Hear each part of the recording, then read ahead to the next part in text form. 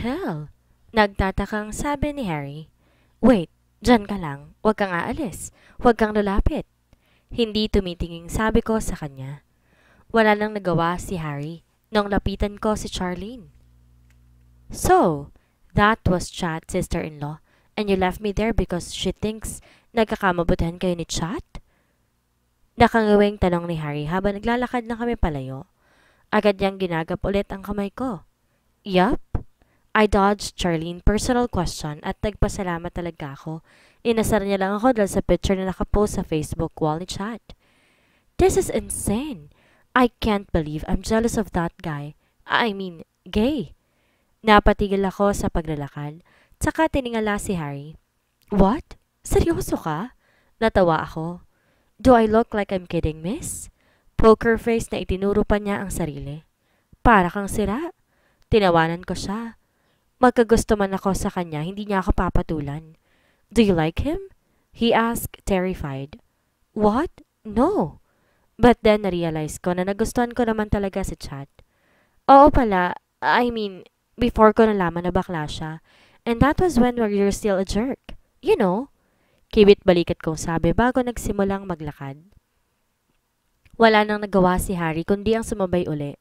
Nilambing ko na lang siya hanggang sa mapadpad kami sa isang tea shop. So, what do you wanna do? Tanong ko pagkatapos niyang kunin ang mga order namin. Do like what? Kunot noong tanong niya. Like, while you are staying here, you know, source of income or something? Hindi naman pwedeng laging parents mo, di ba? Then I smiled. Oh, pagkatapos ngumisi siya.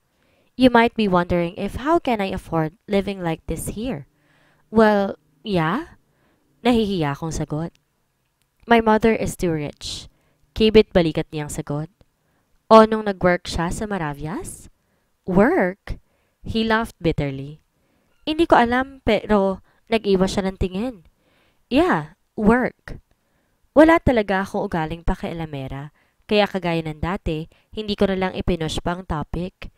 It was supposed to be our day, a fun one. Iniba ko na lang ang usapan, kaysa magmarites. Ayoko rin kasing nakikitang tuliro si Harry. Surely, ikukwento niya lang din sa akin kung ano man yun kapag dumating ang time na handa na siya. It's getting late. Iyahatid na kita. Maya-maya pa ay sabi niya. Nagtatakang napatingin ako sa relos ko. Past 6 pa lang naman. Inaasahan ko nang mag-aaya si Harry sa suite niya at mag-i-stay kami doon kagaya ng dati.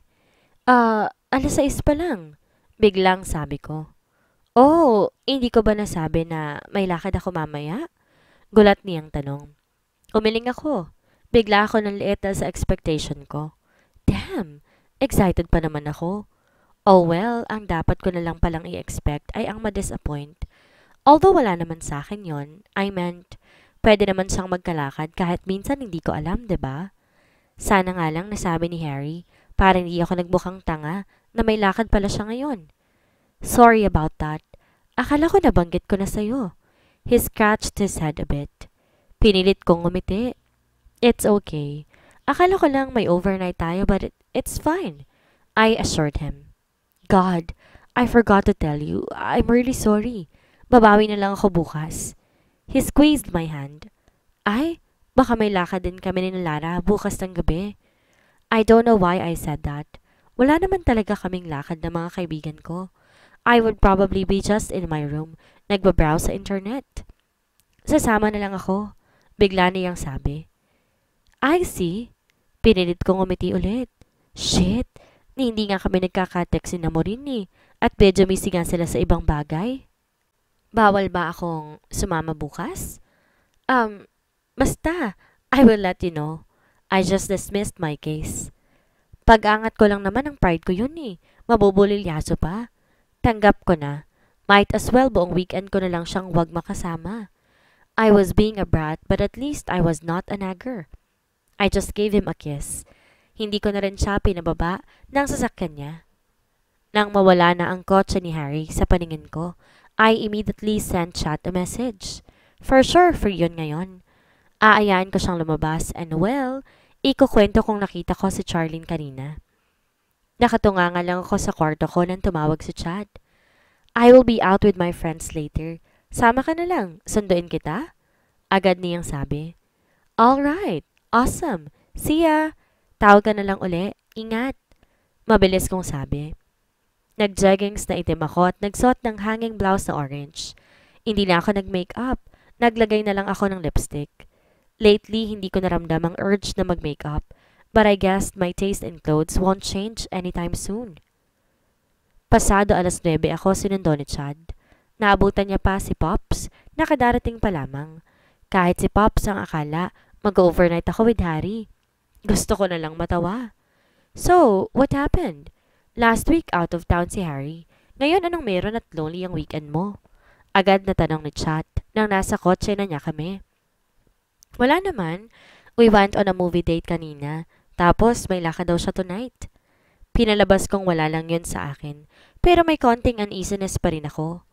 Alright. May papakilala ko na rin ng friends ko sa'yo. The one gays but discreet like me. And the other one straight.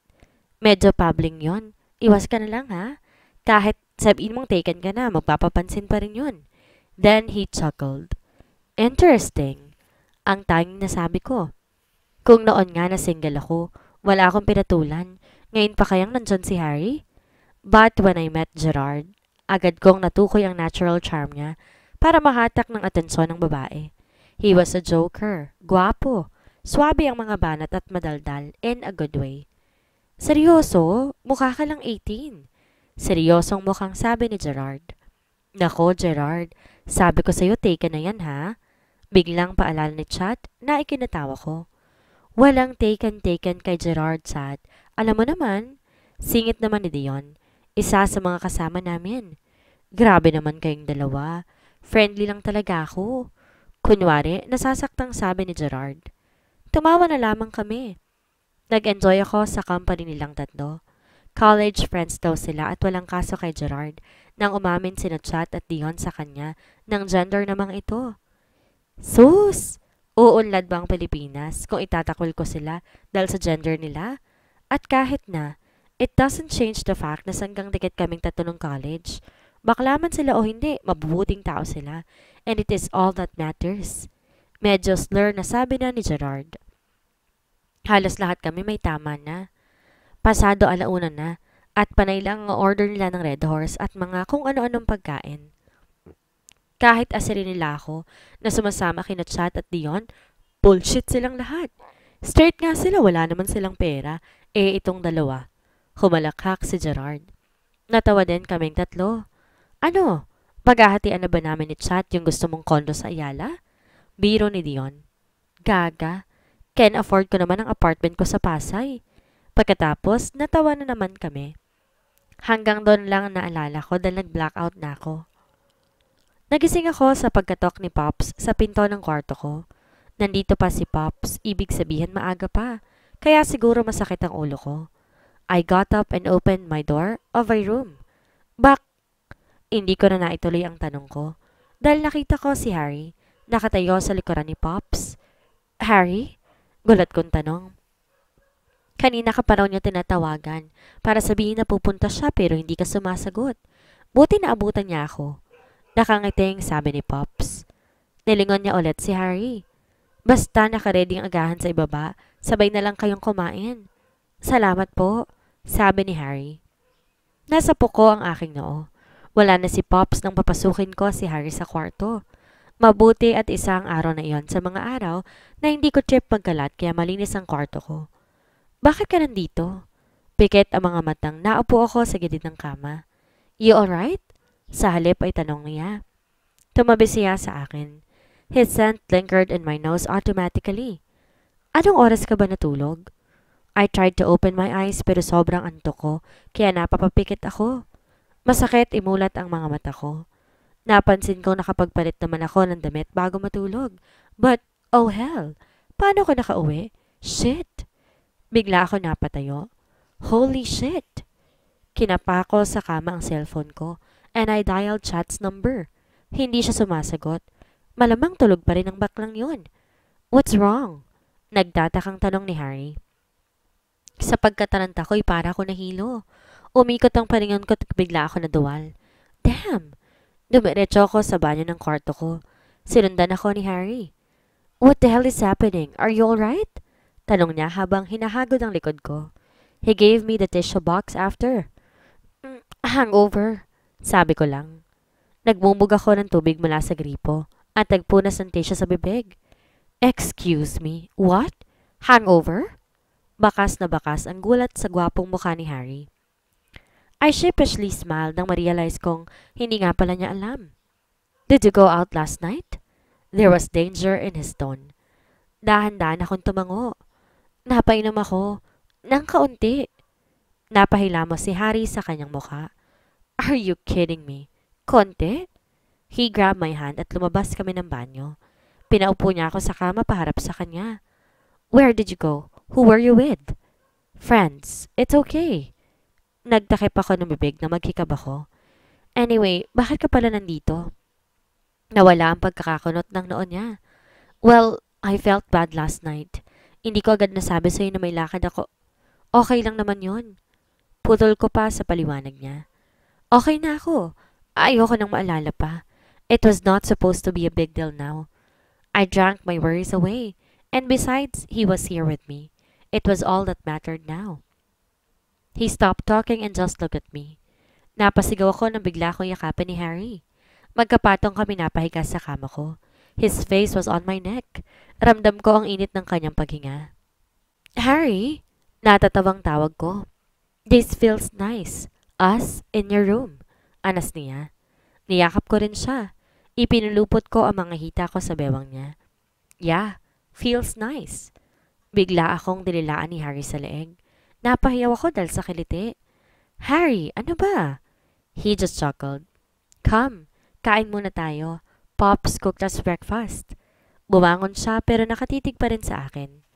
Tumango ako at hinila niya ako patayo. Nakakailang subon lang ako dahil wala akong gana. Puro tubig ang iniinom ko dahil sa hangover. Uminom na rin ako ng gamot. I would usually sleep the hangover away pero nandito si Harry kaya I had to drink the medicine. At ayoko namang grumpy ako habang magkasama kami. So, what are your plans for today? Tanong niya na makabalik na kami sa kwarto. I turned on the aircon at pasalampak na nahiga sa kama ko. Sleep all day, I said, then groaned. Anong oras ka ba umuwi? Nagtalokbong ako ng kumot.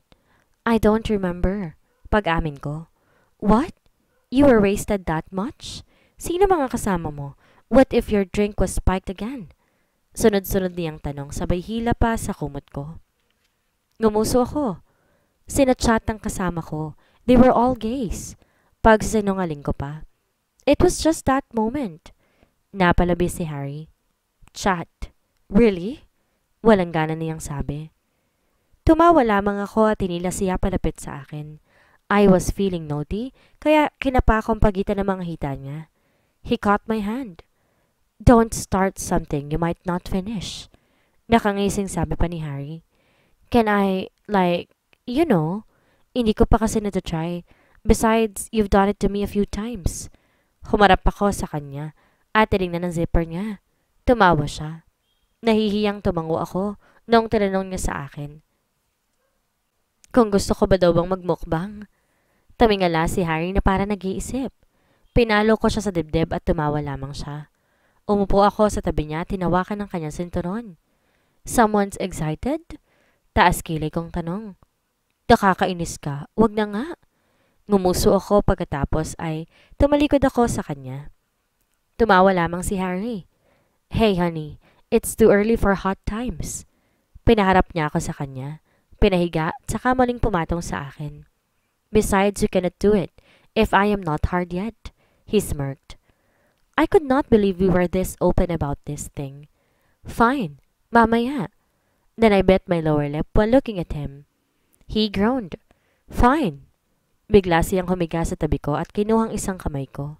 It landed on his crotch. Si Harry na mismo ang nagdiin noon sa kanya.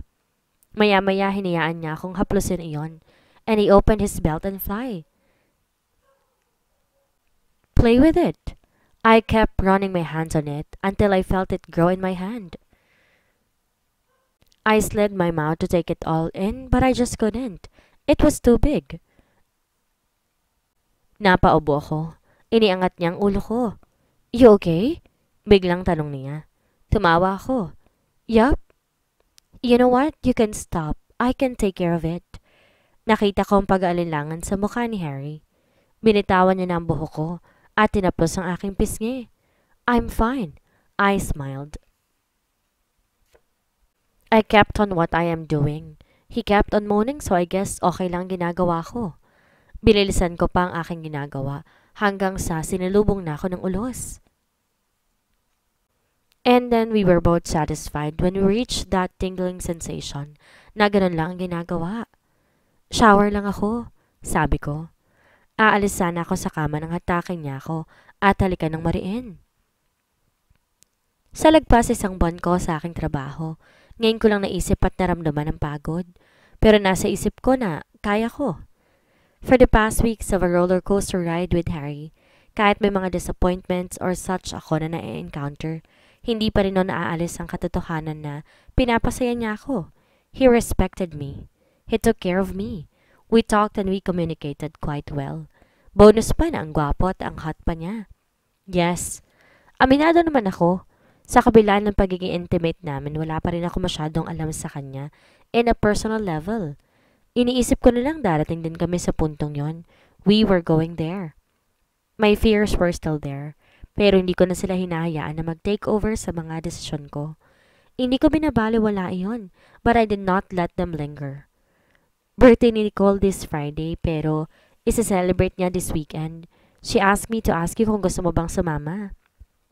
Nasa elevator kami ni Harry. Fairmount pababa mula sa suite niya when he asked me that. Doon kami nag-dinner matapos niya akong sunduin sa trabaho at inihatid niya na nga ako ngayon pa uwi. Talaga? Gulat na tanong ko. He pulled me closer. Yes, I hope you can come. Nag-isip ako saglit. It was like he was asking me to know about them more. Well, at least in-invite niya rin ako. Mali ko ba kung maging mag-best friend pa kami ni Nicole? I guess, wala naman kasi akong lakad sa weekend. Mahinang sagot ko. I guess? Good. Susunduin kita. Sunday morning. She will celebrate it in a resort in Cavite. Monday afternoon na tayo uuwi. Tumango lamang ako. Monday ngayon. May ilang araw pa ako para magpalit ng tiyan at magpaton. I was confident with my body, pero iba pa talaga kapag ang pinagsasilosan mo ng usapan. Nicole looked thin, but she had the curves. Wala akong planong makipagtalbugan. Ayoko lang mapahiya. Besides, hindi ko alam kung sino pa mga nandoon. Hindi ako nagpasundo kay Harry the next day. Nagdahilan ako na may lakad kami ng mga katrabaho, kahit ako lang naman talaga ang aalis. Bumili ako ng bagong swimsuit at ilang toiletries na rin. Bella! Bigla ako napalingon after ko makalabas sa Watsons nang may tumawag sa akin. Sabi ko na nga ba, nakakita ako ng Diyosa eh. Malapad ang ngiti na sabi ni Gerard sa akin na makalapit na siya. Oh, Gerard! Tinignan ko siya mula ulo hanggang paa. Nakasuot siya ng black polo na nakatakin sa itim na pants niya. Uy! Isa na namang napakagwapo at napaka-freshness na nilalang ang nasa paningin ko ngayon. Nakita lang kita. Dito ako nagtatrabaho? Sigurado ba sa chat na hindi bakla si Gerard? Talagang dito pa siya sa Watsons nagtatrabaho ah. Ngunit natigilan ako nang tinuro niya ang isang familiar na shop. Hindi naman pala sa Watsons. Sa iba pala. Ikaw talaga, Bella. Sometimes judgmental. Nag-usap kami saglit bago ako nagpaalam na. It was good to know na mas tumalawak na ang network ko with having friends. Siguro naman magiging magkaibigan din kami ni Nicole at ang iba pa mga taong makakasalamuha ko sa kwento kong ito. Inaya pa nga sana ako ni Zoe na mag-night out pero nag-decline ako dahil nga birthday ni Nicole.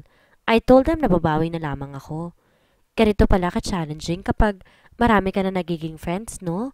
Minsan nahahati na yung time mo sa kanila. Pero okay lang. Sabi nga nila, the more, the merrier. Pagkatapos kong mamili at maglibot-libot ng kaunti, napagpasyahan kong umuwi na. Kailangan ko nang simulan ng pag-workout. Malay nun, di ba? Makaabot pa yung abs ko? Excited ako na kinakabahan sa paparating na birthday celebration ni Nicole.